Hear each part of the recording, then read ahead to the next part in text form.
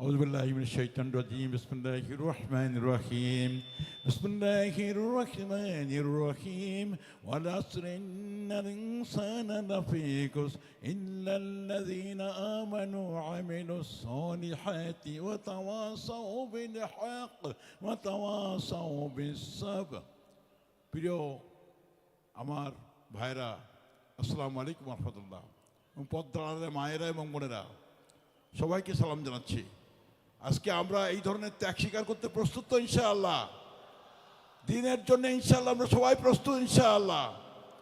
ইনশাআল্লাহ আমরা এই আলেমদের পিছনে যে সমস্ত আলেমরা জীবনকে বাজি রেখে আল্লাহর দিনের জন্য সংগ্রাম করেছে, তাদের সাথে আমরা আছি তো ইনশাআল্লাহ? তাদের সাথে আমরা থাকবো ইনশাআল্লাহ। তাদেরকে আমরা মাথার উপরে রাখতে চাই, তাদেরকে সাথে না, তাদেরকে মাথার উপরে রাখতে চাই ইনশাআল্লাহ। তাদেরকে মাথার উপরে রাখতে চাই তো ইনশাআল্লাহ। আমি হুজুরকে অনুরোধ করছি, তার আমি বড় জীবন্ত অলি, তার কাছ থেকে আমরা তার কথা শুনবো ইনশাআল্লাহ। আসসালামু আলাইকুম ওয়া রাহমাতুল্লাহ। লিল্লাহি তাকবীর, লিল্লাহি তাকবীর। আল কোরআনের আলো, রফিকুল ইসলাম মাদানীর আগমন। যশোরবাসীর পক্ষ থেকে, খুলনাবাসীর পক্ষ থেকে, তাওহীদি জনতার পক্ষ থেকে, আদ-দ্বীন ফাউন্ডেশনের পক্ষ থেকে, সংগ্রামী তাওহীদি জনতা এ পর্যায়ে আপনাদের সামনে পবিত্র কোরআন থেকে মূল্যবান তাকরীর পেশ করবেন। আদ-দ্বীন ফাউন্ডেশনের উদ্যোগে আয়োজিত 3 দিন ব্যাপী ঐতিহাসিক তাফসিরুল কোরআন মাহফিলের দ্বিতীয় দিনের সমাপনী অংশের বিশেষ মেহমান হযরতুল আল্লাম মাওলানা রফিকুল ইসলাম মাদানী সাহেব নেত্রকোনা এ পর্যায়ে আপনাদের সামনে পবিত্র কালামে হাকিম থেকে তাকরীর পেশ করছেন বিশিষ্ট ইসলামী চিন্তাবিদ, মাজলুম জননেতা, জননন্দিত মুফাসসির কারক হযরত মাওলানা রফিকুল ইসলাম মাদানী সাহেব। আমি মুহতারামকে পবিত্র কালাম থেকে আলোচনা পেশ করার জন্য বিনীতভাবে অনুরোধ জানাচ্ছি। আসসালামু আলাইকুম ওয়া রাহমাতুল্লাহি ওয়া বারাকাতুহু। ইন্নাল হামদালিল্লাহ নাহমাদুহু ওয়া নাস্তাঈনুহু ওয়া নাস্তাগফিরুহু ওয়া নু'মিনু বিহি ওয়া নাতাওয়াক্কালু আলাইহি ওয়া নাউযু বিল্লাহি মিন শুরুরি আনফুসিনা ওয়া মিন সাইয়্যাতি আ'মালিনা। من يهده الله فلا مضل له ومن يضلل فلا هادي له ونشهد أن لا إله إلا الله وحده لا شريك له. أما بعد فأعوذ بالله من الشيطان الرجيم. بسم الله الرحمن الرحيم.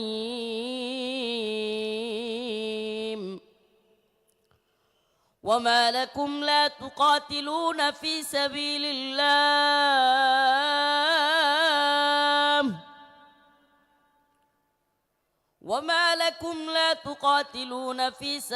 الله والمستضعفين من الرجال والنساء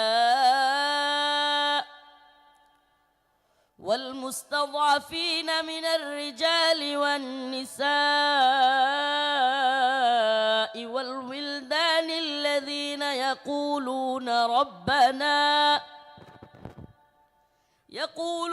ربنا أخرجنا من هذه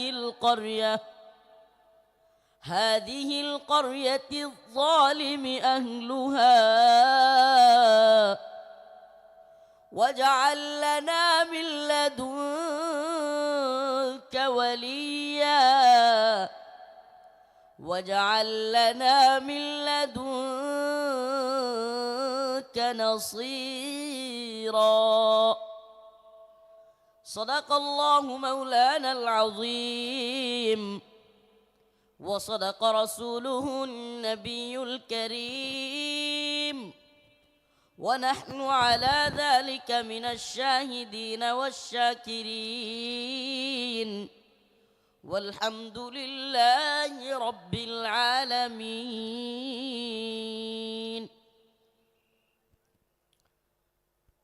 সকলে একটু দরুদ শরীফ পড়ি আল্লাহুম্মা সাল্লি আলা মুহাম্মাদিন ওয়া আলা আলি মুহাম্মাদ কামা সাল্লাইতা আলা ইব্রাহিম ওয়া আলা আলি ইব্রাহিম ইন্নাকা হামিদুম মাজিদ আল্লাহুম্মা বারিক আলা মুহাম্মাদিন ওয়া আলা আলি মুহাম্মাদ কামা বারাকতা আলা ইব্রাহিম ওয়া আলা আলি ইব্রাহিম ইন্নাকা হামিদুম মাজিদ।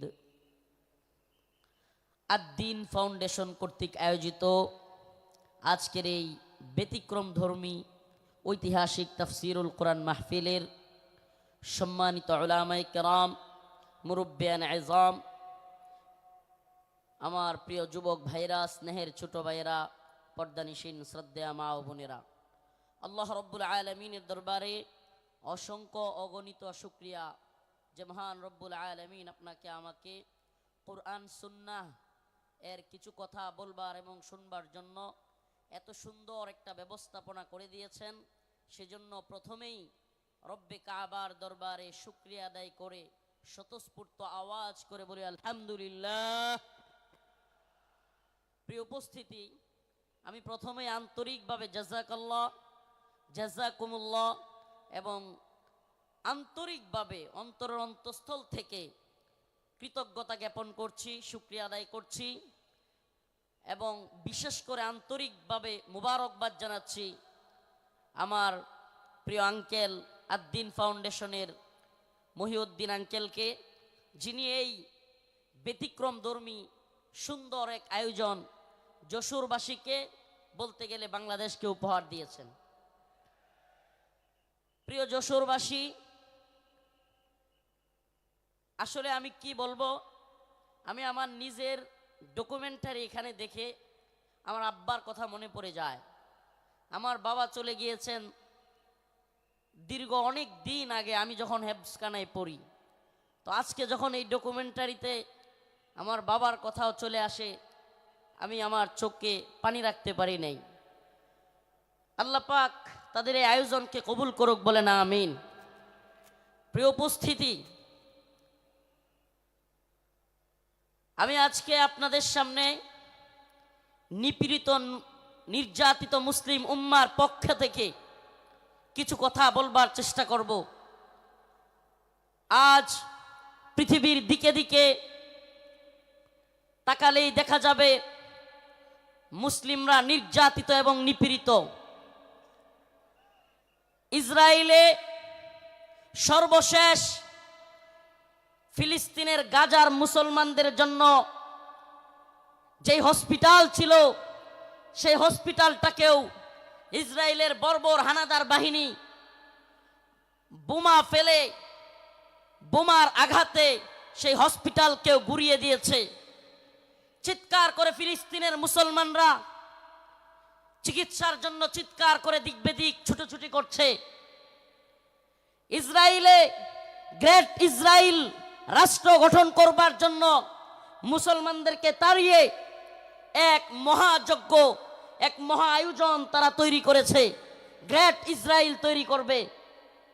আপনি যদি ভারতবর্ষের দিকে তাকান, পুরো ভারতবর্ষে হিন্দুত্ববাদী ব্রাহ্মণ্যবাদী তাগুতি শক্তি ইসলাম এবং মুসলমানদেরকে মূলোৎপাটন করে, ইসলাম এবং মুসলমানদেরকে তাড়িয়ে দিয়ে এই উপমহাদেশে অখণ্ড ভারত তৈরি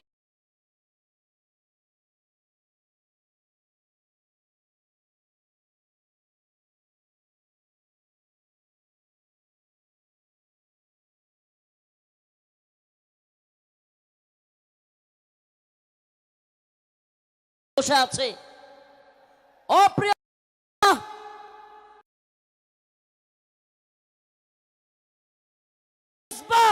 এই জলস্রোত কোনো কাজে আসবে না যদি আমরা নির্যাতিত নিপীড়িত লক্ষ লক্ষ মানুষের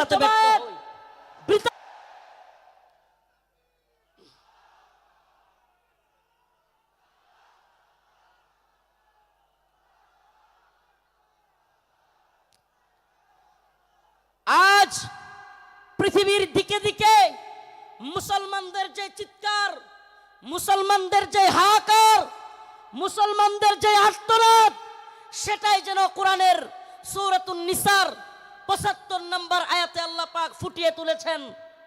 আল্লাহ পাক পৃথিবীবাসীকে জানিয়ে দিচ্ছেন, ওয়ামা লাকুম লা তুকাতিলুনা ফি সাবিলিল্লাহ, ওয়ামা লাকুম লা তুকাতিলুনা ফি সাবিলিল্লাহ ওয়াল মুস্তাদাফিনা মিনার রিজাল ওয়ান নিসাই ওয়াল উইলদানিল্লাযীনা ইয়াকুলুনা রব্বানা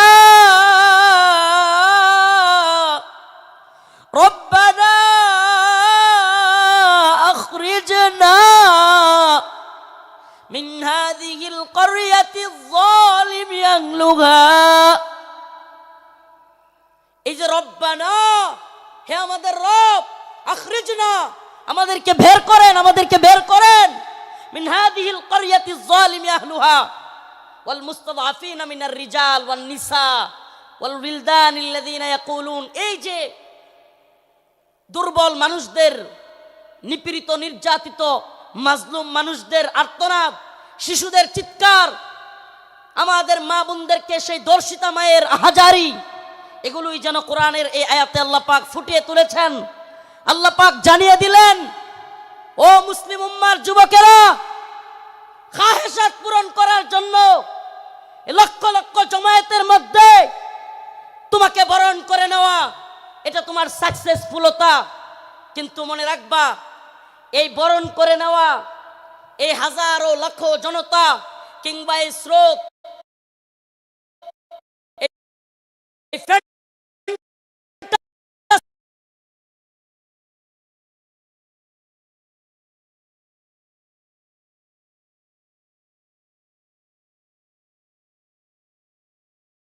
হয়ে যাবে যদি নির্যাতিত নিপীড়িত মুসলিম উম্মার পক্ষে এই জাগরণ, এই জজবা আমরা যদি কাজে লাগাতে ব্যর্থ হই, খোদার কসম করে বলি, খোদার কসম করে বলি, এই জশ খ্যাতি, এই জজবা, এই জনস্রোত কোনো কাজে আসবে না যদি আমরা নির্যাতিত নিপীড়িত মুসলিম উম্মার পক্ষে দাঁড়াতে ব্যর্থ। আমরা সেই ফিলিস্তিনিদের পক্ষে কিভাবে দাঁড়াবো? আমরা কাশ্মীরিদের পক্ষে কিভাবে দাঁড়াবো? আমি বলি, দাঁড়ানোর অন্যতম মাধ্যম হলো ইসরায়েলি পণ্য বয়কট করুন। মানসিকভাবে অন্তর থেকে কষ্ট লাগে, এদের একটু লজ্জা হওয়া উচিত। এজন্য আজকের যেহেতু সুযোগ পেয়েছি, আর দিনের পক্ষ থেকে এই কথাটা বলার পরে আশা করি এদের কিছুটা হলেও লজ্জা হইতে পারে। এরা কারা? ঢাকার শাহজালাল আন্তর্জাতিক বিমানবন্দর, এটাতে আপনি একটা বোতল পানি কিনে পাবেন না ইসরায়েলি পণ্য ছাড়া। এই নির্লজ্জরা, আমি কতদিন বলেছি, ইকুয়েফিনা কিংবা কিনলে ছাড়া তাদের কাছে কোনো পানি নাই। আমাদের জানতে মনে চায়, আমাদের বাংলাদেশি পণ্য ব্যবহার করতে তোদের এত জ্বলে কেন? ইকুয়েফিনা কিংবা কিনলের চাইতে অনেক ভালো মানের পানি হলো মাম। আজকে মাম পানি এয়ারপোর্টে রাখা যায় না। আজকেও আমি হাবেশ শাহ হুজুর, নাজমুস সাকিব সাহেব, আমরা শেষ পর্যন্ত সাধারণ ট্যাপ থেকে পানি খাইছি। কথাগুলো কেন বললাম? নির্যাতিত নিপীড়িত মুসলিম উম্মার পক্ষে আমরা দাঁড়াতে পারবো যখন আমি অন্তর থেকে সেই ব্যথাটা অনুভব করব যে আমার মুসলিম ভাই আঘাতপ্রাপ্ত হচ্ছে, আমার মুসলিম বোনকে ধর্ষিতা করা হচ্ছে।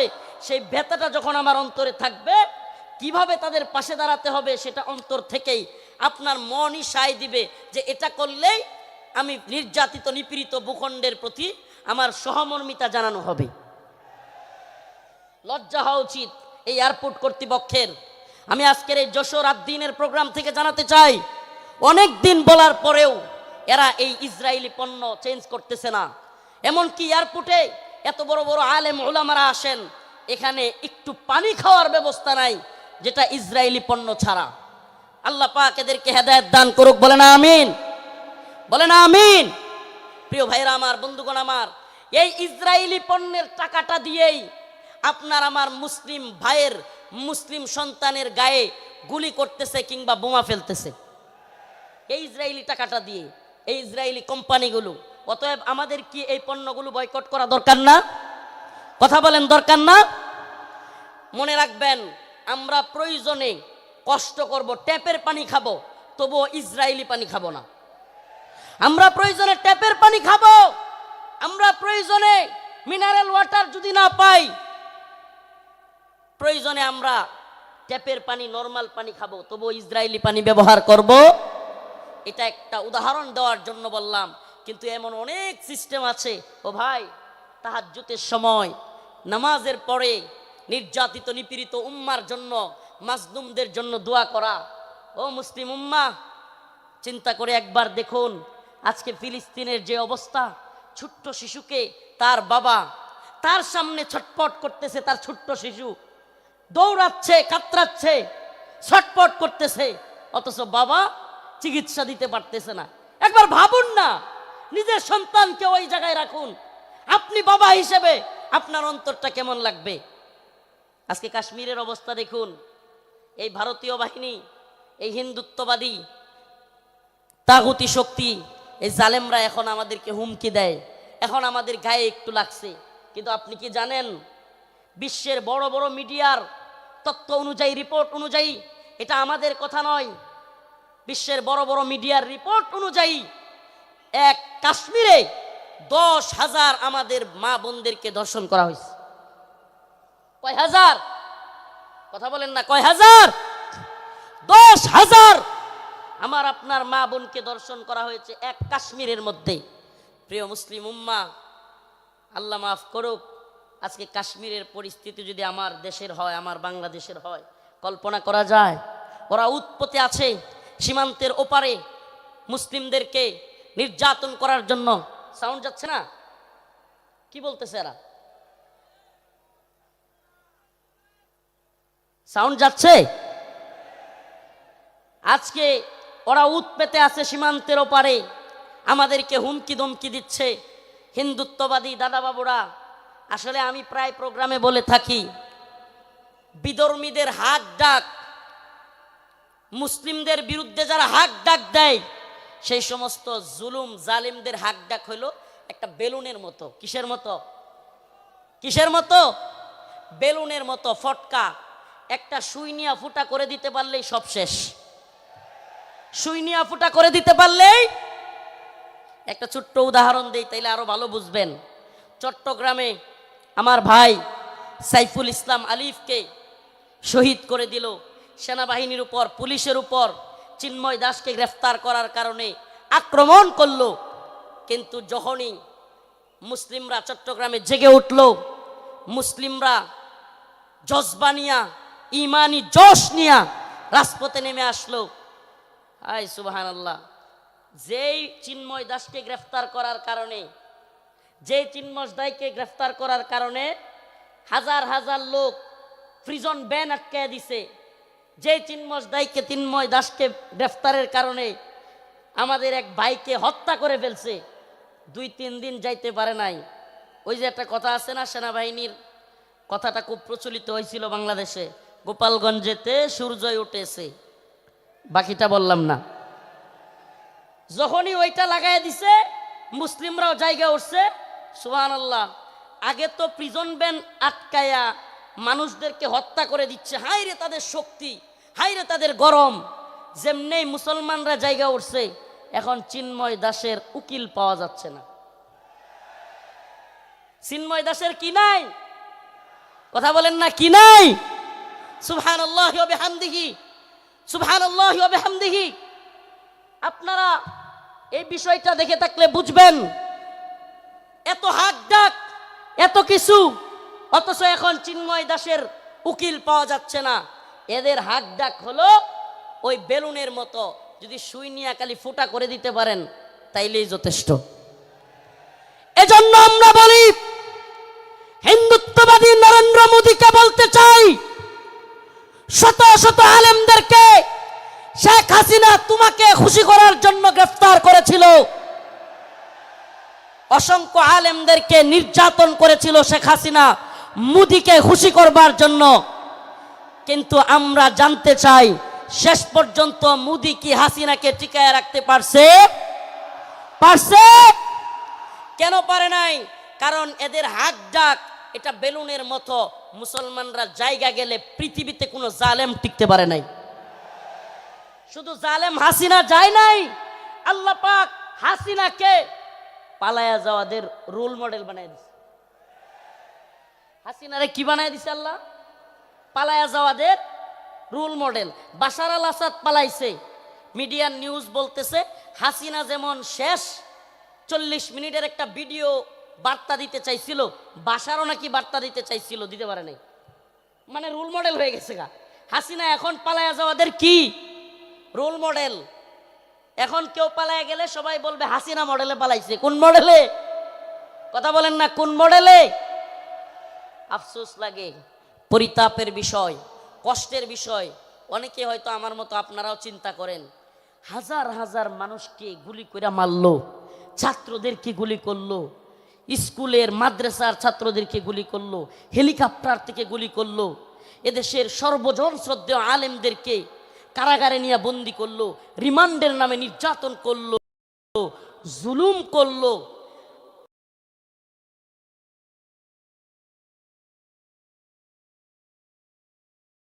গতকালকে যে আলেম এখানে আলোচনা করে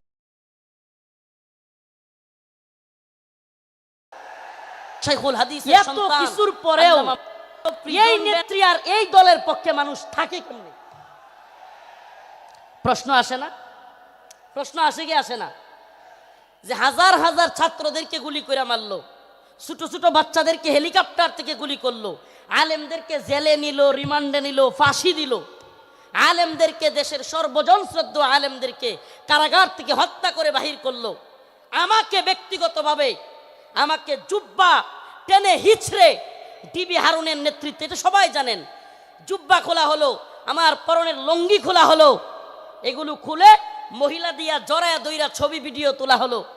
অসংখ্য আলেমের নির্যাতনের, নিপীড়নের গল্প শুনলে গা শিউরে উঠবে। যৌনাঙ্গে পর্যন্ত চাপ দিল আলেমদের। এত কিছুর পরেও এই নেত্রী যে তার কর্মীদেরকে রাইখা পালায়, তার পক্ষে কিভাবে লোকেরা থাকে? প্রশ্ন আসে না? আসলে আল্লাহ বলেন খতামাল্লাহু আলা কুলুবিহিম ওয়া আলা সামইহিম ওয়া আলা আবসারিহিম গিশাওয়া। আল্লাহ পাক এদের অন্তরের মধ্যে সিলমোহর মেরে দিছে। আল্লাহ পাক এদের কানের মধ্যেও সিলমোহর মেরে দিছে। আল্লাহ পাক এদের চোখের উপরে পর্দা ফেলে দিয়েছে। এরা সেই হাসিনা সরকারের আমলের এত নির্যাতন নিপীড়ন দেখেও দেখবে না। যেমন নির্লজ্জ বেহায়া তার নেত্রী, এমন নির্লজ্জ বেহায়া কর্মী। যেমন নির্লজ্জ বেহায়া তার নেত্রী, যে কিনা ছোট ছোট বাচ্চাদেরকে হত্যা করে, হেলিকপ্টার থেকে গুলি করে, এরপরেও বলে আমি কি অপরাধ করেছি। মানে কত বড় নির্লজ্জ হইলে এই কথা বলতে পারে? এরপরেও কি বলে আমি কি অপরাধ করেছি। আপনি কোন অপরাধ করেন নাই? প্রশ্ন এটা হইতে পারে যে আপনি কোন অপরাধ করেন নাই, আমাকে এমন একটা অপরাধ দেখান। ও প্রিয় মুসলিম উম্মাহ, বাংলাদেশের বাইতুল মুকাররমে ইসলামের আন্দোলনে হাসিনার পুলিশ বুট পইরা, জুতা পইরা দেশের জাতীয় মসজিদে আলেমদেরকে গুলি করে নাই। এর চাইতে জঘন্য আর কি হইতে পারে? তা আপনি কোনটা করেন নাই বলেন? আমাদেরকে তাহাজ্জুদের আর এই কোরআন তিলাওয়াতের গল্প শোনায়া আপনি কোন আকামটা করেন নাই? প্রিয় মুসলিম উম্মাহ, যশোরবাসী, এই মেসেজ যশোরের মুসলমানদের জন্য নয়, এই মেসেজ, আজকের এই আলোচনা আমার এই দেশবাসীর জন্য আমি রেখে যেতে চাই। আমি আমার কথাগুলো সকলের কানে পৌঁছে দিতে চাই। ও প্রিয় উম্মাহ, প্রিয় জাতি, আমরা চেয়েছি আমাদের অন্তর থেকে, আমাদের ছাত্ররা, আমাদের শিক্ষকরা, আমাদের কলামিস্ট, বুদ্ধিজীবী, মুফতি, বক্তা, ছাত্র, সকল শ্রেণী পেশার মানুষ, আমরা চেয়েছি আল্লাহ পাক হাসিনাকে এই ভূখণ্ড থেকে, আমাদের উপর থেকে, জুলুম থেকে বাঁচাক। আল্লাহ পাক আমাদেরকে বাঁচাইছেন কি বাঁচান নাই? তার মানে আমরা মন থেকে সম্মিলিতভাবে চাইলে পাওয়া যায়। পাওয়া যায় কি যায় না? বলেন পাওয়া যায় কি যায় না? ইন্নাল্লাহা লা ইউগাইয়িরু মা বিকওমিন হাত্তা ইউগাইয়িরু মা বিআনফুসিহিম। আল্লাহ পাক ততক্ষণ পর্যন্ত কোনো জাতিকে পরিবর্তন করেন না যতক্ষণ না সে জাতি নিজেরা পরিবর্তন চায় এবং পরিবর্তন হয়। সুবহানাল্লাহ। তো আমরা পরিবর্তন চেয়েছিলাম, পেয়েছি, পাইছি কি পাই নাই? এখন আমাদের আরেকটা পরিবর্তন দরকার। আমাদের মূল বিজয় সেটা, এ বিজয় আমাদের মূল বিজয় না। এ বিজয় যদি আমাদের মূল বিজয় হইতো তাইলে আমরা আল্লাহর নবীরে কেউ কটূক্তি করলে, গালি দিলে আমরা এই রায় পাইতাম যে তার শাস্তি হবে মৃত্যুদণ্ড। তার শাস্তি কি? এই ব্যাপারে ইমামগণ একমত। আল্লাহর নবীকে নিয়ে কে কটূক্তি করলে, ব্যঙ্গচিত্র করলে তার শাস্তি মৃত্যুদণ্ড। প্রিয় ভাইরা আমার, বন্ধুগণ আমার, আল্লাহর নবীকে সাহাবায়ে কেরাম কেমন ভালোবাসতেন, আল্লাহর নবী সাল্লাল্লাহু আলাইহি ওয়াসাল্লামকে তার সাহাবীরা কেমন ভালোবাসতেন। কাব বিন আশরাফ নামে ইহুদিদের এক নেতা ছিল। নাম কি? কাব বিন আশরাফ, এক ইহুদি নেতা। এত দেহ ছিল, অনেক বড় সড়ো ছিল দেহ, বিশাল দেহের আকৃতির লোক ছিল কাব বিন আশরাফ। বদর যুদ্ধে যখন মুসলমানরা বিজয়ী হয়েছে, কাব বিন আশরাফ কষ্টে তার অন্তর জ্বলে গেছে। বদর যুদ্ধে কাফেরদের বড় বড় নেতা আবু জাহেল সহ নিহত হয়ে গেছে, জাহান্নামে চলে গেছে। কাব বিন আশরাফের কলিজায় জ্বলন শুরু হয়ে গেছে। সেই মুহাম্মদ আরবি সাল্লাল্লাহু আলাইহি ওয়াসাল্লামকে নিয়ে বিভিন্ন ধরনের কটূক্তিমূলক কবিতা বানাইছে। তার মহিলা ভাড়া কইরা তাদেরকে দিয়াও রসুলের বিরুদ্ধে বিশুদ্ধার করাইছে। আল্লাহর নবী সাল্লাল্লাহু আলাইহি ওয়াসাল্লাম ডাকলেন কাব বিন আশরাফ, তাকে হত্যা করতে পারবে এমন কে আছো? সুবহানাল্লাহ বলেন। রাসূল সাল্লাল্লাহু আলাইহি ওয়াসাল্লাম নিজে ডাকলেন, হে আমার সাহাবারা, তোমাদের মধ্যে কে আছে কাব বিন আশরাফকে হত্যা করবে? অথচ আমার নবীর ব্যাপারে অনেকে বলে, রাসূল সাল্লাল্লাহু আলাইহি ওয়াসাল্লামকে কি বলে, যে রাসূল সাল্লাল্লাহু আলাইহি ওয়াসাল্লাম এক গালে মারলে আরেক গাল পাইতা দিতেন। ছোটবেলায় এগুলো শুনতাম, নাউজুবিল্লাহ। রসুলের এক গালে মারবে আর সাহাবায়ে কেরাম বসে বসে দেখবে। ইসলাম সন্ন্যাসী মার্কা ধর্ম না। ইসলাম সন্ন্যাসী মার্কা, সন্ন্যাসীগিরি, গান্ধীগিরি ইসলামে চলে না। ইসলামের বাণী একবারে সুস্পষ্ট, ফায়াকতুলুনা ওয়া ইউকতালুন, হয় মরো নাইলে মারো। দিনের প্রয়োজনে মারতে হবে, মরতে হবে, ইনশাআল্লাহ। দিনের প্রয়োজনে মারতে হবে, মরতে হবে। মায়ের খাওয়াও সুন্নত, দেওয়াও সুন্নত। আমরা যদি খালি মায়ের খাইতাম, হাসিনার পতন হইতো। মাঝে মাঝে পিটানো দেওয়া লাগছে, কথা কয় না? যারা জালেমের পক্ষ নিবে, একটা কথা মনে রাখবেন, মুসলমান ইমানদার, সম্ভবত হযরত আলী রাদিয়াল্লাহু আনহুর কথা এটা, জালেমদের প্রতি সহানুভূতি দেখানো মাজলুমদের সাথে গাদ্দারি। আবারও বলছি, জালেমদের প্রতি উদারতা দেখানো মাজলুমদের সাথে গাদ্দারি। মাজলুমদের সাথে গাদ্দারি করা যাবে? কাব বিন আশরাফ আল্লাহর নবীর নিয়ে কটূক্তি করে। রাসূল সাল্লাল্লাহু আলাইহি ওয়াসাল্লাম বললেন, তোমাদের মধ্যে কে আছে যে কাব বিন আশরাফকে হত্যা করবে? আল্লাহর নবীর এক সাহাবী মুহাম্মদ বিন মাসলামা দাঁড়ায় গেলেন, ইয়া রাসূলুল্লাহ আতুহিব্বু আন তাকতুলাহু, ইয়া রাসূলুল্লাহ আপনি কি চান আমি তাকে হত্যা করি? রাসূল বললেন, অবশ্যই হ্যাঁ। মুহাম্মদ বিন মাসলামা বললেন, ইয়া রাসূলুল্লাহ আমাকে অনুমতি দেন, আমি একটু তার সাথে গল্প করব, বানায় সিনায় গল্প করবো আর কি, তার একটু খুশি করব। ইয়া রাসূলুল্লাহ আমার অনুমতি দেন। আল্লাহর নবী বললেন, অনুমতি দিলাম। রাসূলুল্লাহ সাল্লাল্লাহু আলাইহি ওয়াসাল্লামের অনুমতি পেয়ে মুহাম্মদ বিন মাসলামা রাদিয়াল্লাহু আনহু কাব বিন আশরাফের কাছে গেলেন। কাব বিন আশরাফের কাছে গিয়ে আল্লাহর নবীকে নিয়ে যেহেতু বলে আসছেন একটু গল্প করবেন বানায়া সিনায়া, যুদ্ধ মানেই ধোঁকা। আপনি সব কিছু যুদ্ধের ময়দানে শত্রুর বিরুদ্ধে সব কথা বলে দিয়ে আপনি পারবেন না। যুদ্ধ মানেই ধোঁকা, মাঝে মাঝে ধোঁকা দিতে হয়। তো কাব বিন আশরাফরে গিয়া বললেন, আমরা তো মুহাম্মদ রে নিয়া খালি জাকাত চায়, খালি জাকাত দিতে হয়, সদকা দিতে হয়, বিপদে আছি মুহাম্মদ রে নিয়া, নাউজুবিল্লাহ সাল্লাল্লাহু আলাইহি ওয়াসাল্লাম। রাসূল সাল্লাল্লাহু আলাইহি ওয়াসাল্লামের ব্যাপারে কাব বিন আশরাফকে খুশি করার জন্য কাব খুব খুশি হয়ে গেল। আগেই কিন্তু অনুমতি নিয়ে আইছেন, আগেই অনুমতি নিয়েই আসছেন। আল্লাহর নবীর ব্যাপারে বললেন, কাব বিন আশরাফকে, আমরা তো মুহাম্মদ রে নিয়ে বিপদে আছি সাল্লাল্লাহু আলাইহি ওয়াসাল্লাম, কি সদাকা জাকাত দিতে দিতে আমরা শেষ হয়ে যাচ্ছি। কাব কয়, কে আগেই কইছিলাম না? খুব খুশি হয়েছে, আগেই তো কইছিলাম। এবার মুহাম্মদ বিন মাসলামা বললেন, তোমার কাছে কিছু কর্জা চাই। কি চাই? কর্জা চাই, আমাদেরকে কিছু খাদ্য দাও। কাব বিন আশরাফ বলল, দিতে পারি, কিন্তু কিছু বন্ধক রাখতে হবে। আল্লাহর নবীর সাহাবী মুহাম্মদ বিন মাসলামা রাদিয়াল্লাহু আনহু আল্লাহর নবীকে বলে এসেছেন, ও পয়গম্বর, ও আমার প্রিয় হাবিব, আমি অবশ্যই অবশ্যই কাব বিন আশরাফকে কতল করব, তবে আমাকে অনুমতি দেন আমি যেন কাব বিন আশরাফের সাথে খুশ গল্প করতে পারি। আল্লাহর নবী বললেন, অনুমতি দেয়া হলো। কাব বিন আশরাফকে মুহাম্মদ বিন মাসলামা রাদিয়াল্লাহু আনহু বললেন, মুহাম্মদ তিনি তো আমাদের কাছ থেকে বেশি বেশি সাদাকা আর যাকাত নিচ্ছেন, এমত অবস্থায় আমরা তো ফতুর হয়ে যাচ্ছি, কি করা? কাব খুব খুশি হয়ে গেল। কাব বলল, আগে তোমাদেরকে বলেছিলাম মুহাম্মদের পিছনে থাকবা না। এবার কাব বিন আশরাফের কাছে মুহাম্মদ বিন মাসলামা কিছু চাইলেন। সে বলল, দিতে পারি, শর্ত হলো কিছু বন্ধক রাখতে হবে। দিতে পারি, তবে শর্ত হলো কিছু বন্ধক রাখতে হবে। মুহাম্মদ বিন মাসলামা রাদিয়াল্লাহু আনহু বললেন, ঠিক আছে, কি বন্ধক চাও?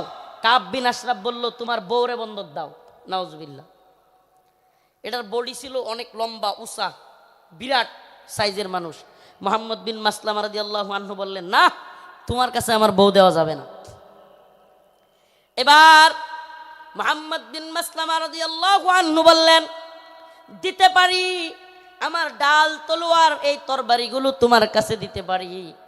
এগুলো বন্ধক রাখলেন। বন্ধক রাখার পর কাব বিন আশরাফকে মুহাম্মদ বিন মাসলামা রাদিয়াল্লাহু আনহু বললেন, আমি আমার আরো 2 জন সহযোগীকে নিয়ে আসি, তুমি যেই খাদ্য দিবে, তুমি যেই খাবার দিবে, ওই খাবার জিনিসগুলো নেওয়ার জন্য লোক লাগবে। আসলে কি, কাব বিন আশরাফের যেই সাইজ, ওরে যদি ধরতে হয়, সাইজ করতে হয়, একা একা পারবেন না, এই জন্য আরো 2 জনকে আনতে গেছেন। সুবহানাল্লাহ। এবার উনি 2 জনকে নিয়ে আসলেন। আসার পরে কাব বিন আশরাফকে বললেন, কাব, তোমার মাথার মধ্যে কি সুগন্ধি ব্যবহার করো? এত সুন্দর গ্রাম তোমার মাথা থেকে আসতেছে। এটা আরেকটা পাম, এটা আরেকটা কি পাম। আগে দিছে কি, আরে মুহাম্মদের যাকাত দিতে দিতে আমরা শেষ। এতে করে সে খুশি হয়েছে, আগেই কইছিলাম না মুহাম্মদের পিছনে থাইকো না। নাউজুবিল্লাহ। তো এইবার কি পাম দিল, যে তোমার কল্লার মধ্যে, তোমার মাথার মধ্যে এমন কি সুগন্ধি দাও, এত সুগন্ধি আসতেছে, সুঘ্রাণ আসতেছে। কাব বিন আশরাফ খুশিতে গদগদ হয়ে গেছে, খুব খুশি হয়েছে, পাম দিছে। তো মুহাম্মদ বিন মাসলামা রাদিয়াল্লাহু আনহু বললেন, কাব, তোমার মাথার থেকে একটু সুঘ্রাণ নেওয়ার জন্য তোমার মাথাটা একটু আমাকে আগায় দিতে পারবা? মানে মাথা থেকে কি নিব? সুগন্ধি নিব। কাব বিন আশরাফ খুশি হয়ে গেল। খুশি হয়ে কাব বিন আশরাফ তার কল্লাটা আগায় দিল। ও যশোরবাসী, খুব মনোযোগ দিয়ে শুনবেন। আল্লাহর নবীর সাহাবা মুহাম্মদ বিন মাসলামা যখন কাব বিন আশরাফ কল্লাটা আগায় দিল, সাথে সাথে আল্লাহর নবীর সাহাবী মুহাম্মদ বিন মাসলামা কাব বিন আশরাফের কল্লা এইভাবে পেছায় ধরলেন। সুবহানাল্লাহ। কাব বিন আশরাফের কল্লা পেছায় ধইরা সঙ্গী সাথী থাকা অন্য সহপাঠীদেরকে বললেন, কাব বিন আশরাফের কল্লার মধ্যে কূপ দাও। সুবহানাল্লাহ। মুহাম্মদ বিন মাসলামা গলা চাইপা ধরলেন, আর কাব বিন আশরাফকে ওনার সাথীদেরকে বললেন, কূপ দাও। আল্লাহু আকবার বলে কাব বিন আশরাফের কল্লা ফেলে দিলেন। ও মুহাম্মদ আরবির উম্মতেরা, সেই জগৎ বিখ্যাত উক্তি শাইখ খালিদ আর রশিদ ফাকাল্লাহু আসরার কণ্ঠে কণ্ঠ মিলিয়ে বলতে চাই, ইয়া উম্মতে মুহাম্মদ, ইয়া উম্মতে মুহাম্মদ, আমার নবীকে নিয়ে কটূক্তি করা হবে, আমার নবীকে নিয়ে ব্যঙ্গচিত্র বানানো হবে, আল্লাহর নবীর সাহাবায়ে কেরাম সহ্য করতে পারতেন না। ফরমায়া রাসূলুল্লাহ সাল্লাল্লাহু আলাইহি ওয়াসাল্লাম, ফরমায়া রাসূলুল্লাহ সাল্লাল্লাহু আলাইহি ওয়াসাল্লাম, মান সাব্বা নাবিয়ান ফাকতুলু, আল্লাহর নবীকে নিয়ে যে কটূক্তি করবে, রাসূল সাল্লাল্লাহু আলাইহি ওয়াসাল্লামকে যে গালি দিবে, তার শাস্তি একটাই। সমস্ত ইমাম একমত, আল্লাহর নবীকে নিয়ে কটূক্তিকারীর শাস্তি ওয়াজিবুল কতল, তাকে হত্যা করা হবে, তার কল্লা থেকে গলাকে আলাদা করে দিতে হবে।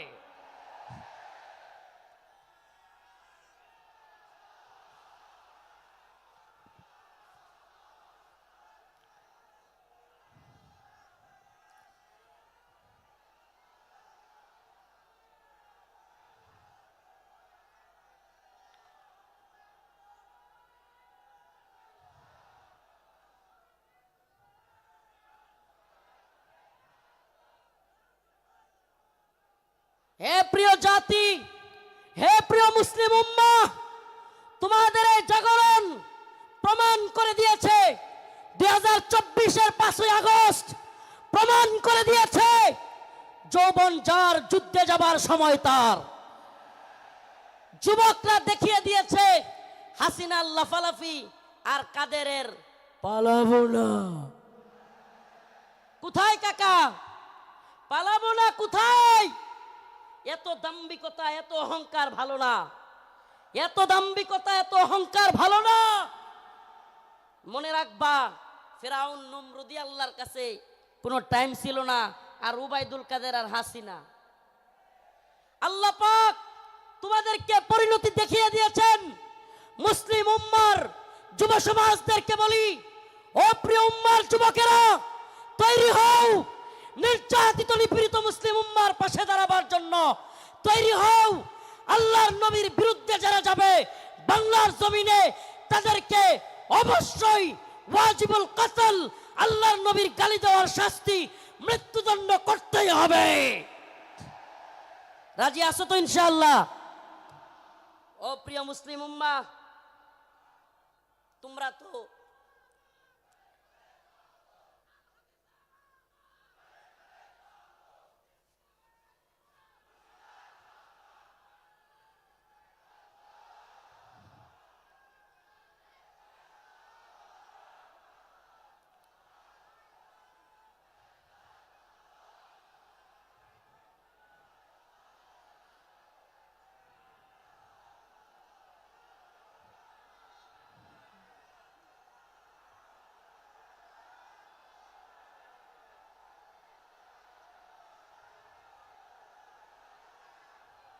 হে প্রিয় মুসলিম উম্মার যুবকেরা, তোমাদের এই দ্বীনি আবেগ, এই দ্বীনি জজবাকে যদি সত্যি বলি, ওয়াল্লাহি বিল্লাহি তাল্লাহি কসম আল্লাহর, এই জজবাকে যদি আমরা কোরআনের পক্ষে কাজে লাগাইতে পারি, তাহলে আর কোনো নতুন সরকার নয়, এই ভূখণ্ডে আমরা কোরআনী শাসন চালু করতে পারবো। আর কোন তন্ত্রমন্ত্র নয়, তন্ত্রমন্ত্রের দেখা শেষ। আমরা তো এই স্লোগান দিকে দিকে আজ জানিয়ে দিতে চাই, তন্ত্রমন্ত্রের দিন শেষ, কোরআন সুন্নাহর বাংলাদেশ। বলেন না, তন্ত্রমন্ত্রের দিন শেষ, কোরআন সুন্নাহর বাংলাদেশ।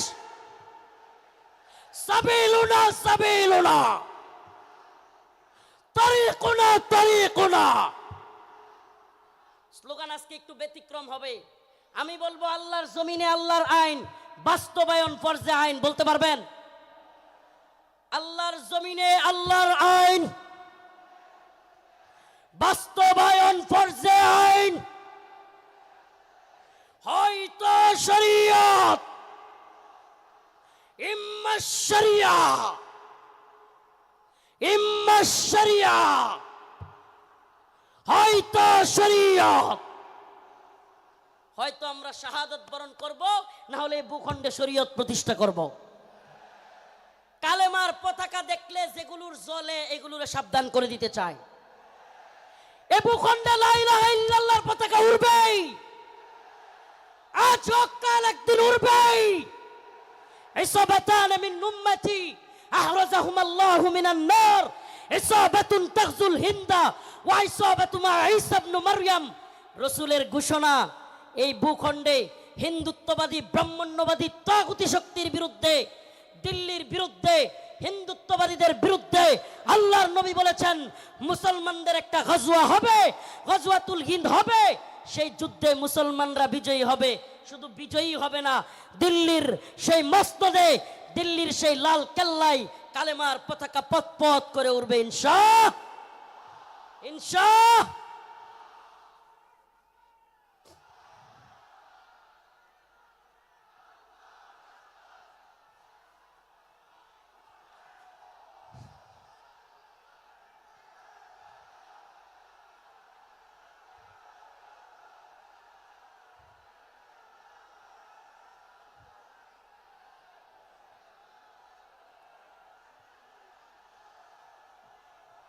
হে প্রিয় মুসলিম উম্মার যুব সন্তানেরা, তৈরি হও, তৈরি হও।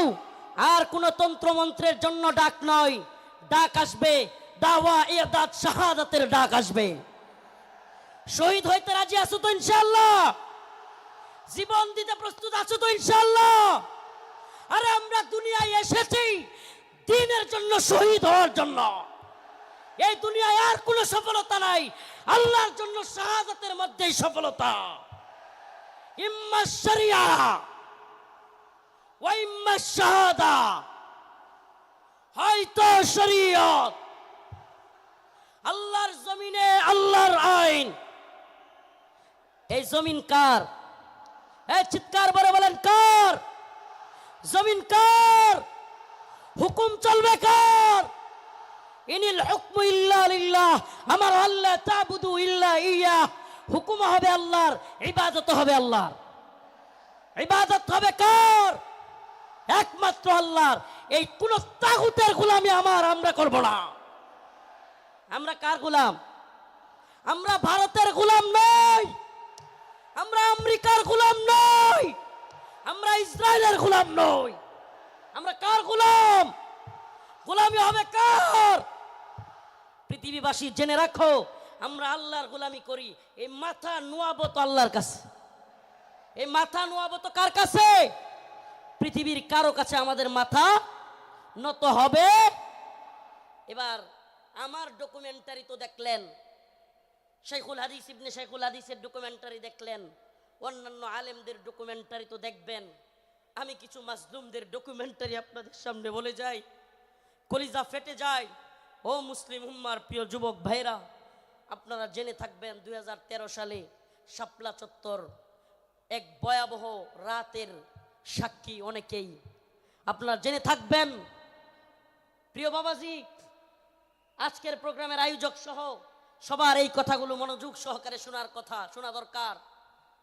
আমি আপনাদের সামনে এমন কিছু ব্যক্তিদের কারগুজারি শোনাবো যারা 2013 সালে রাসূলুল্লাহ সাল্লাল্লাহু আলাইহি ওয়াসাল্লামকে যারা কটূক্তি করেছিল, আল্লাহর নবীকে নিয়ে যারা ব্যঙ্গচিত্র বানিয়েছিল, আল্লাহ এবং তার রাসূলের বিরুদ্ধে যারা কথা বলেছিল, যেই কারণে হেফাজতে ইসলাম শাপলা চত্বরে যেতে বাধ্য হয়েছিল, সেই সমস্ত নরপিশাচ, সেই সমস্ত কুখ্যাত শাতেমে রাসূল রাজীব, ব্লগার রাজীব, শাতেমে রাসূল অভিজিৎ রায়, ওয়াশিকুর রহমান বাবু, ফয়সাল আরিফিন দীপন, আরো কতগুলো নাম বলতে পারবো। এরা আল্লাহর নবী এবং আল্লাহকে নিয়ে কটূক্তি করেছিল, আম্মা জানদেরকে নিয়ে কটূক্তি করেছিল। মনে আছে আপনাদের? মনে আছে? 2013 সালে ব্লগার রাজীব, অভিজিৎ রায়, ফয়সাল আরিফিন দীপন, ওয়াশিকুর রহমান বাবু, ব্লগার নাজিমউদ্দিন সামাদ, আরো অনেকগুলো কুখ্যাত শাতেমে রাসূল আল্লাহর নবীকে নিয়ে কটূক্তি করেছিল। ও প্রিয় মুসলিম উম্মার যুবকেরা, আজকের এই ঐতিহাসিক প্রোগ্রামে আমি যদি সেই মাজলুম ভাইদের কথা না বলি, আমি তাদের সাথে কারাগারে ছিলাম।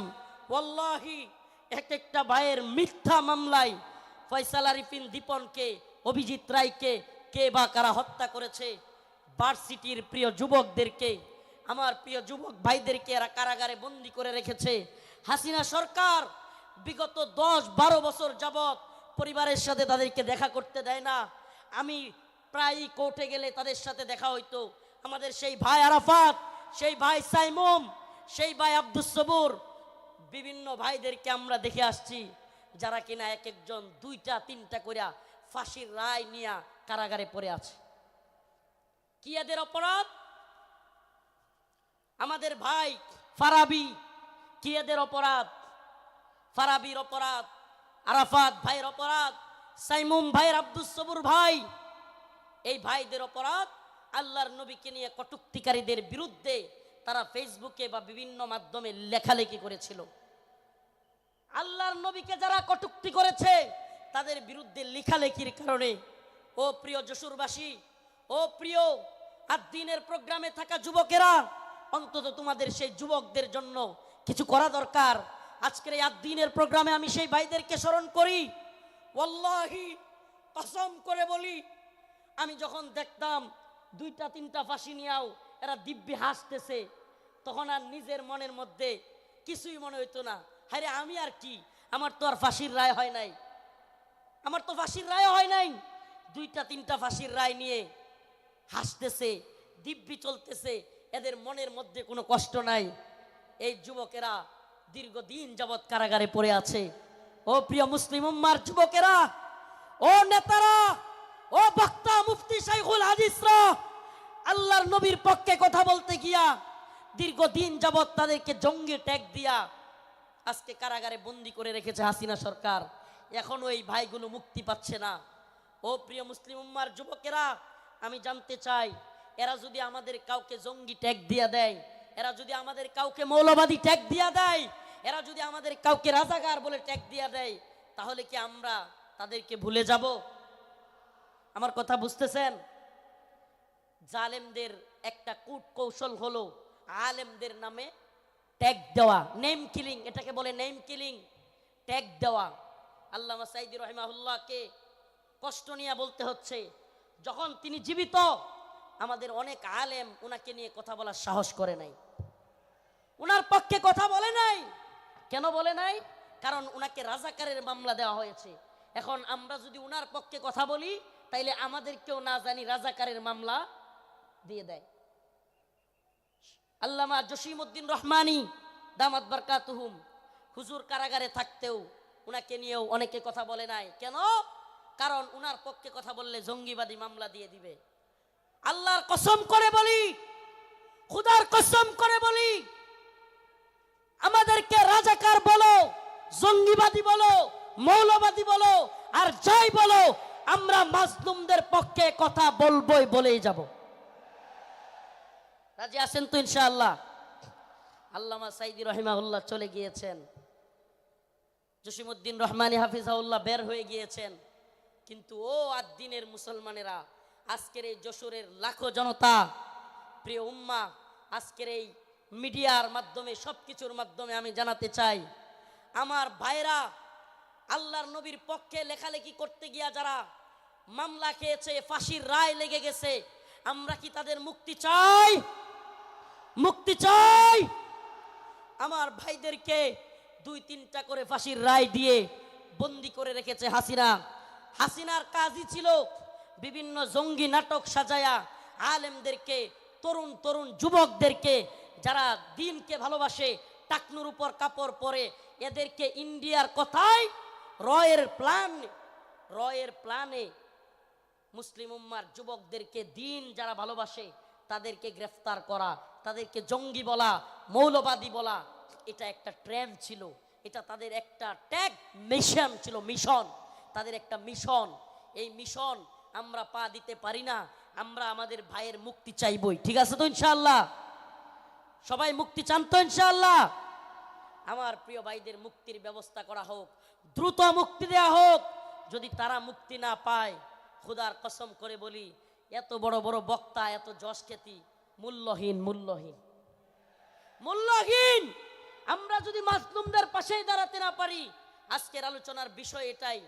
ওমা লাকুম লা তুকাতিলুনা ফি সাবিলিল্লাহ ওয়াল মুস্তাদাফিনা মিনার রিজাল ওয়ান নিসাই ওয়াল উইলদানিল্লাযীনা يقولون ربنا أخرجنا من هذه القرية القرية الظالم أهلها واجعل لنا من لدنك وليا واجعل لنا من لدنك نصيرا আল্লাহ রাব্বুল আলামিন বলেন ওমা লাকুম লা তুকাতিলুনা ফি সাবিলিল্লাহ তোমাদের কি হয়ে গেল তোমরা আল্লাহর পথে কিতাল করতেছো না যুদ্ধ করতেছো না জিহাদ বললে অনেকে অপব্যাখ্যা করে নফসের জিহাদ এটা সেটা অনেক অপব্যাখ্যা করে কারণ কি কারণ আল্লাহ বলছেন কুতিবা আলাইকুমুল কিতাল ওয়া হুয়া কুরহুল লাকুম কারণ আল্লাহ পাক জানতেন জিহাদের ব্যাপারে অনেকের অ্যালার্জি থাকবে অনেকে অপছন্দ করবে আমাকে বলেন আল্লাহ পাক যখন কোরআনে কারীম নাজিল করেছেন আল্লাহর রাসূল কি জিহাদকে অপছন্দ করতেন হ্যাঁ সাহাবায়ে কেরাম অপছন্দ করতেন তাহলে এই আয়াত কাদের জন্য কুতিবা আলাইকুমুল কিতাল ওয়া হুয়া কুরহুল লাকুম এই আয়াত কাদের জন্য আল্লাহ পাক জিহাদকে যুদ্ধকে ফরজ করেছেন দ্বীনের জন্য অথচ তোমরা তা অপছন্দ করো আল্লাহ বলছেন তোমাদের অনেক জিনিস আছে অপছন্দ কিন্তু হুয়া খায়রুল লাকুম সেটার মধ্যে কল্যাণ আছে আমার তো মনে হয় আল্লাহ পাক আমার মনে হয় না এটাই তাফসীর এটাই ব্যাখ্যা যে আল্লাহ পাক সেই সমস্ত লোকদেরকে উদ্দেশ্য করে বলেছেন যারা জিহাদকে অপছন্দ করবে সাহাবায়ে কেরাম জিহাদকে অপছন্দ করতেন না আল্লাহর নবী আল্লাহর দ্বীনের পক্ষে জিহাদকে অপছন্দ করতেন না যারা অপছন্দ করে তাদের জন্য এই কথা অথচ দিকে দিকে মাজলুম ওমা লাকুম লা তুকাতিলুনা ফি সাবিলিল্লাহ তোমাদের কি হয়ে গেল তোমরা আল্লাহর পথে যুদ্ধ করতেছো না ওয়াল মুস্তাদআফিনা মিনার রিজাল ওয়ান নিসাই ওয়াল বিলদান দুর্বল নারীরা দুর্বল বাচ্চারা চিৎকার করে করে বলতেছে ইয়াকুলুনা রব্বানা আখরিজনা আয় আল্লাহ আপনি আমাদেরকে বের করেন মিন হাদিহিল ক্বরিয়াতিজ যালিমি আহলুহা এই ভূখণ্ডের মানুষরা বড় জালেম ওয়াজআল লানা মিন লাদুনকা ওয়ালিয়া আপনি আমাদের জন্য অভিভাবক পাঠান ওয়াজআল লানা মিন লাদুনকা নাসীরা আপনি আমাদের জন্য সাহায্যকারী পাঠান মাজলুমদের সাহায্যকারী হইতে রাজি আছি তো ইনশাআল্লাহ মাজলুমদের সাহায্যকারী হইতে রাজি আছি তো ইনশাআল্লাহ তাইলে আজকে থেকে ইসরায়েলি পণ্য বয়কট রাজি আছেন তো ইনশাআল্লাহ আজকে থেকে যে সমস্ত মাজলুমরা রাসূলের পক্ষে লিখতে গিয়ে বলতে গিয়ে আমার ভাই ফারাবি আমার ভাই আরাফাত সাইমুম আমি আমার ভাই বলতেছি পারলে আমারে মামলা দিয়ে দে আমার যায় আসে না তাদের সাথে আমারে মামলা দিয়ে দিলে আমার যায় আসে না এরা আমাদের ভাই আমরা অনেকেই সেই গাজী ইলমুদ্দিনের গল্প বলি ভারতে রঙ্গিলা রাসূল বই লিখেছিল নাউজুবিল্লাহ সেই গল্প বলতে পছন্দ করি কিন্তু বাংলাদেশের গাজী ইলমুদ্দিনরা 2-3টা করে ফাঁসির রায় নিয়ে কারাগারে পড়ে আছে সেই খবর আমরা কেউ রাখি না প্রিয় ভাইরা আমার বন্ধুগণ আমার মাজলুম উম্মার পক্ষে দাঁড়াতে হবে আজকের আমার আলোচনার মূল কথা মাজলুম উম্মার পাশে দাঁড়াতে মাজলুম উম্মার পাশে দাঁড়াতে ইন্নামাল মুমিনুনা ইখওয়া মুমিন মুমিনের ভাই আমার অন্য মুমিন ভাই কষ্ট পেলে আমার অন্তরে আঘাত আসবে এদেশের কোন আলেমকে আল্লাহ না করুক জাতীয় আন্তর্জাতিক চক্রান্তের কারণে নতুন করে কেউ যদি কোন জালেম যদি এদেশের কোন আলেমকে আবারও জুলুম করতে চায় আবারও যদি শাইখুল হাদিস আল্লামা মামুনুল হককে শাইখুল হাদিস আল্লামা মামুনুল হক সহ মুফতি আমির হামজা সহ মুফতি হারুন ইজহার এদেশের অনেক বক্তা যারা কিনা কারাগারে ছিল আবারও যদি সেই সমস্ত আলেমদেরকে কেউ গ্রেফতার করবার দুঃসাহস করে জাতীয় আন্তর্জাতিক চক্রান্তের কারণে আবারও যদি আলেমদের দিকে কেউ চোখ তুলে তাকায় কেউ যদি হাত তোলার সাহস করে সেই হাত ভেঙ্গে গুড়িয়ে দেওয়ার হিম্মত আছে তো মুসলমান আছে তো ইনশাআল্লাহ জাতীয় আন্তর্জাতিক চক্রান্ত চলছে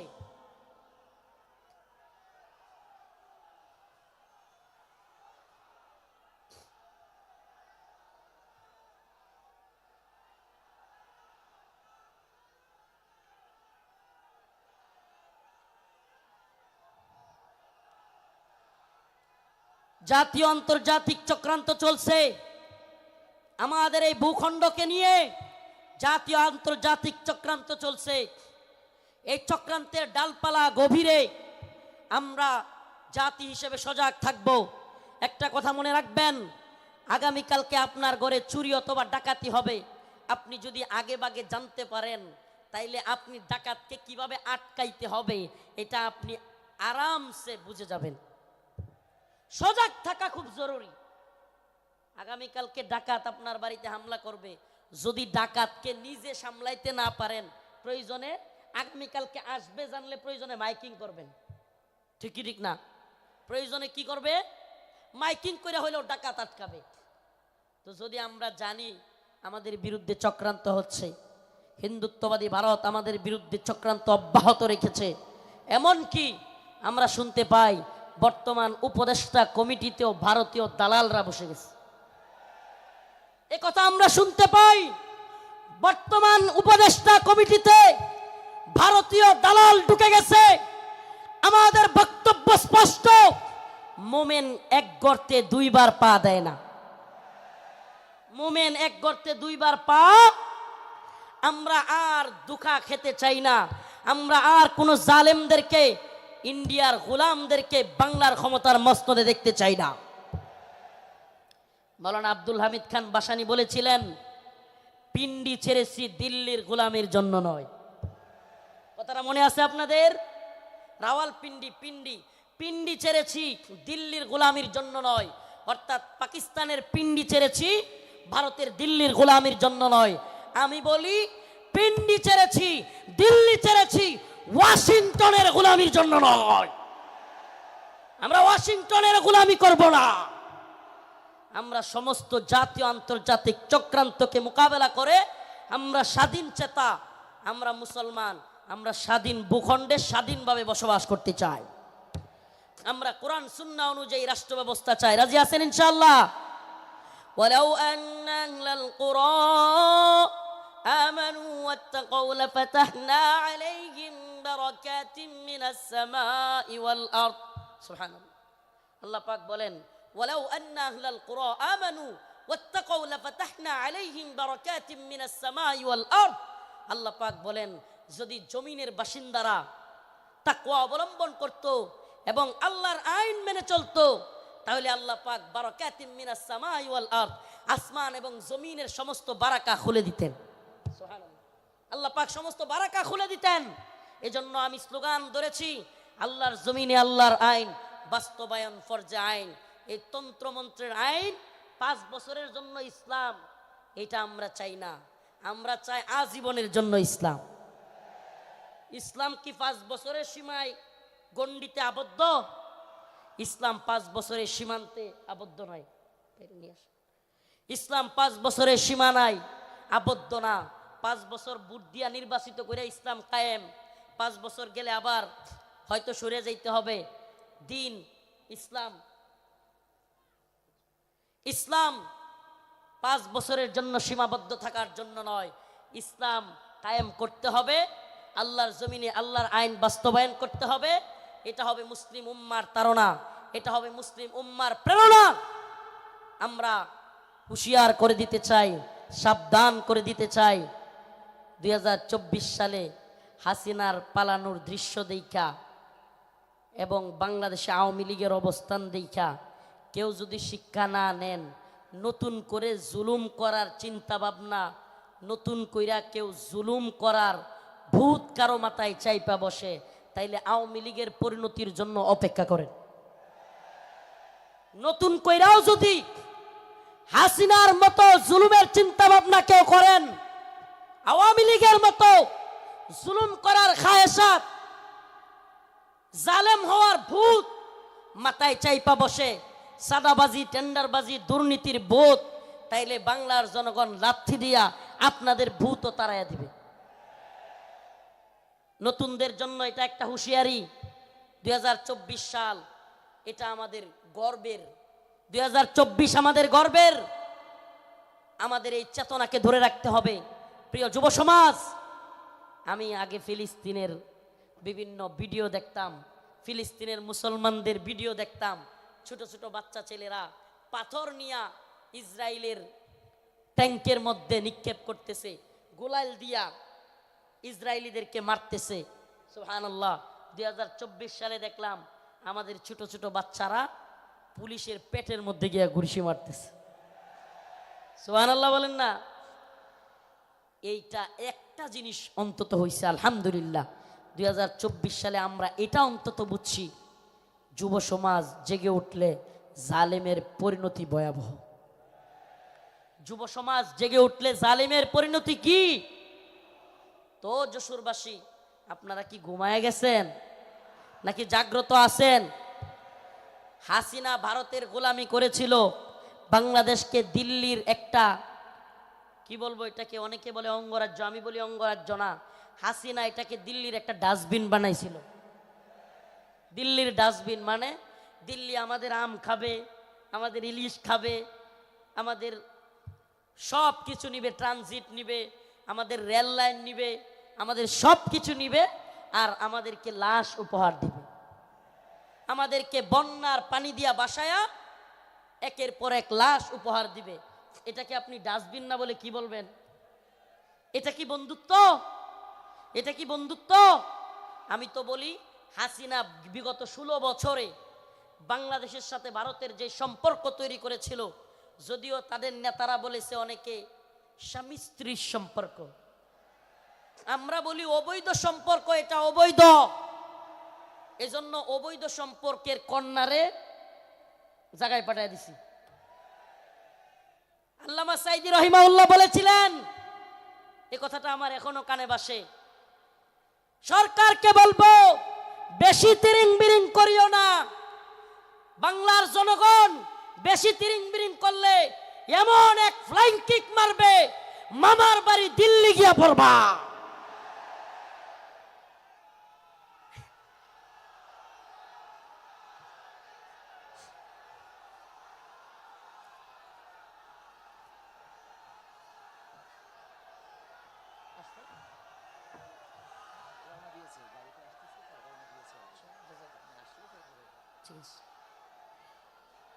আল্লামা সাইদি রহিমাহুল্লাহ দেখে যাইতে পারেন নাই, কিন্তু আলহামদুলিল্লাহ সাইদি রহিমাহুল্লাহর কথাই বাস্তব হয়েছে।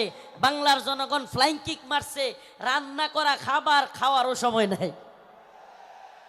রান্না করা খাবার খাওয়ারও সময় নাই। ও প্রিয় মুসলিম উম্মার যুবকেরা, আজকের এই আদ্দিন ফাউন্ডেশন যশোরের আজকের এই অনুষ্ঠান থেকে আমার আখিরি পয়গাম হবে, ও মুসলিম উম্মার যুবকেরা, আমাদেরকে মৌলবাদী বলা হোক, জঙ্গিবাদী বলা হোক, আমাদেরকে রাজাকার বলা হোক, যে কোনো ট্যাগ আমাদেরকে দেয়া হোক, আমরা দ্বীনের পক্ষে ছিলাম, আছি, থাকব। আল্লাহর জমিনে আল্লাহর আইন বাস্তবায়ন হওয়ার আগ পর্যন্ত আমরা থামব না। আমি তো আশাবাদী এই মুসলিম উম্মার জাগরণ। অনেকে বলে হুজুর মাহফিলের প্যান্ডেলে এত মানুষ হইলে লাভ কি? কিছুই তো হয় না। আমি বলি হাসিনার অবস্থা দেখেও বুঝো না? কিছুই হয় না, হয় হাসিনার অবস্থা দেখেও বুঝো না? তোমার কি মনে হয় এই খুঁটা আন্দোলন, এত বিস্ফোরণ, এটা এমনি এমনি হয়ে গেছে?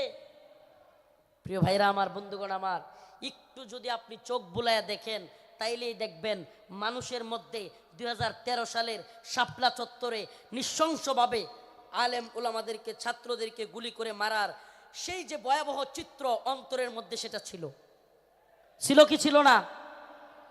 অসংখ্য আলেমদেরকে গ্রেফতার, রিমান্ডের, নির্যাতনের চিত্র তাদের অন্তরে ছিল কি ছিল না? আল্লামা সাইদি রহিমাহুল্লাহকে কারাগার থেকে হত্যা করে বাহির করার চিত্র, ঢাকায় আল্লামা নূর হোসেন কাসেমী রহিমাহুল্লাহ, আল্লামা সাইদি রহিমাহুল্লাহর জানাজা পড়তে না দেওয়ার দৃশ্য বাংলার যুবকেরা কি ভুলে গেছে? ভুলে যায় নাই। সবগুলো বিষয় একত্রিত হইয়া শেষে যখন সাধারণ ছাত্রদেরকেও গুলি করে হাসিনা মারা শুরু করলো, একটা বিস্ফোরণ ঘটে গেল। ঠিক না? তো বিস্ফোরণ কোত্থেকে শুরু হয়েছে? সেই আগে থেকে এই বিস্ফোরণ শুরু হয়েছে। এজন্য বলি প্রিয় মুসলিম উম্মাহ, আপনাদের প্রতি আমার আখিরি পয়গাম, ও আদ্দিনের মুসলমান, আজকের এই যশোরবাসী, খুলনাবাসী, সারা বাংলাদেশ থেকে আগত মিডিয়ার মাধ্যমে সারা দেশে যারাই আমার কথাগুলো শুনবেন, আমার একটা পয়গাম, আখিরি পয়গাম আপনাদের প্রতি। ও প্রিয় মুসলিম উম্মাহ, আমাদেরকে দ্বীনের প্রয়োজনে, আল্লাহর জমিনে আল্লাহর দ্বীন বাস্তবায়নের জন্য, কাফের মুশরিকদের মোকাবেলা করবার জন্য, প্রয়োজন হলে দ্বীনের জন্য ময়দানে শহীদ হওয়ার জন্য তৈরি থাকতে হবে। এটা মনে রাখবেন, শাহাদাতের তামান্না। আল্লাহ পাক আমাদেরকে কবুল করুক, মঞ্জুর করুক, বলেন আমিন। শাহাদাতের তামান্না, আখিরি পয়গাম। প্রিয় ভাই মুফতি আমির হামজা হাফিজাহুল্লাহ চলে এসেছেন। আমি ছেড়ে দিব ভাইয়ের জন্য। আপনাদের কাছে খাস করে দোয়া চাই, খাসভাবে দোয়া চাই। নাসরুম মিনাল্লাহ ওয়া ফাতহুন করিব ওয়া বাশশিরিল মুমিনিন। আসসালামু আলাইকুম ওয়া রাহমাতুল্লাহি ওয়া বারাকাতুহু। নারায়ে তাকবীর, লিল্লাহি তাকবীর। আল কোরআনের আলো, সংসদে জালো, আমার নেতা তোমার নেতা। আল্লাহর আইন চাই, আল্লাহর আইন চাই। আমির হামজার আগমন যশোরবাসীর পক্ষ থেকে, খুলনাবাসীর পক্ষ থেকে, আদ্দিন ফাউন্ডেশনের পক্ষ থেকে নারায়ে তাকবীর। সংগ্রামী তাওহীদি জনতা, আপনারা দেখতে পাচ্ছেন ঐতিহাসিক 3 দিন ব্যাপী তাফসিরুল কোরআন মাহফিলের দ্বিতীয় দিনের সমাপনী অংশের প্রধান মেহমান, প্রধান মুফাসসির হযরত মাওলানা মুফতি আমির হামজা